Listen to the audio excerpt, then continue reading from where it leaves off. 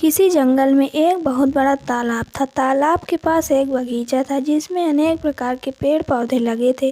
दूर दूर से लोग वहां आते और बागीचे की तारीफ करते। गुलाब के पेड़ पे लगा पत्ता हर रोज लोगों को आते जाते और फूलों की तारीफ करते देखता। उसे लगता कि हो सकता है एक दिन कोई उसकी भी तारीफ करे, पर जब काफ़ी दिन बीत जाने के बाद भी किसी ने उसकी तारीफ नहीं की तो वो काफ़ी हीन महसूस करने लगा।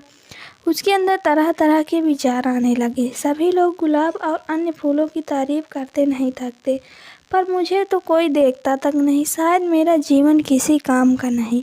कहाँ ये खूबसूरत फूल और कहाँ मैं। और ऐसे विचार सोचकर वो पत्ता काफ़ी उदास रहने लगा। दिन यूं ही बीत रहे थे कि एक दिन जंगल में बड़ी जोर जोर से हवा चलने लगी और देखते देखते उसने आंधी का रूप ले लिया।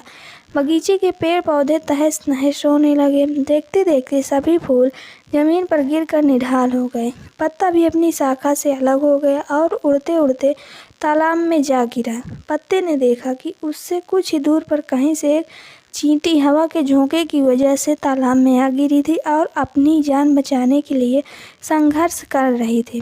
चींटी प्रयास करते करते काफ़ी थक चुकी थी और उसे अपनी मृत्यु तय लग रही थी कि तभी पत्ते ने उसे आवाज़ दी, घबराओ नहीं, आओ मैं तुम्हारी मदद कर देता हूँ। और ऐसा कहते हुए अपने ऊपर बैठा लिया। आंधी रुकते रुकते पत्ता तालाब के एक छोर पर पहुँच गया। चींटी किनारे पर पहुँचकर बहुत खुश हो गई और बोली, आपने आज मेरी जान बचाकर बहुत बड़ा उपकार किया है।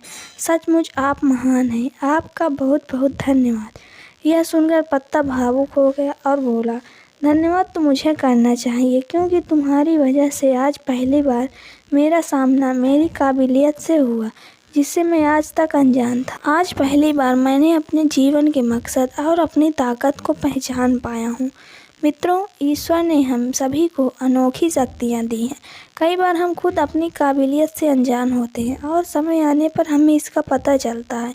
हमें इस बात को समझना चाहिए कि किसी एक काम में असफल होने का मतलब हमेशा के लिए अयोग्य होना नहीं है। खुद की काबिलियत को पहचान कर आप वह काम कर सकते हैं जो आज तक किसी ने नहीं किया है। तो दोस्तों, अगर आपको ये कहानी ज़रा सी पसंद आई तो प्लीज़ वीडियो को लाइक कीजिए, चैनल को सब्सक्राइब कीजिए और हमें कमेंट करके बताइए कि आपको ये कहानी कैसी लगी।